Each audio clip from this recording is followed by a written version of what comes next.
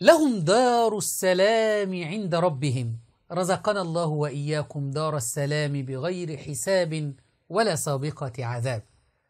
معلوم وواضح من الآية دار السلام هي الجنة بدليل عند ربهم، لكن في دين الشيعة دار السلام هي النجف في العراق. هذا تشوف الآية لهم دار السلام.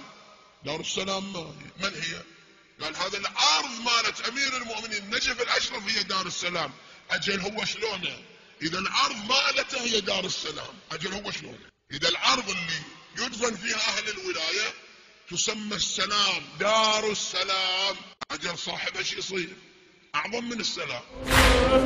للأسف كل استدلالات الشيعة من القرآن الكريم على عقائدهم نفس المنوال.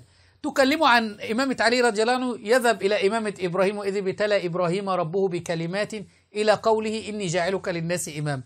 تكلموا عن عدم موالاة، الله يقول عن عدم موالاة لا تتولوا اليهود لا تتخذوا اليهود والنصارى أولياء، إلى أن يقول إنما وليكم الله ورسوله والذين أمنوا، أي أولياؤكم الله ورسوله والذين أمنوا. يقولون لا، هذه في علي بن أبي طالب.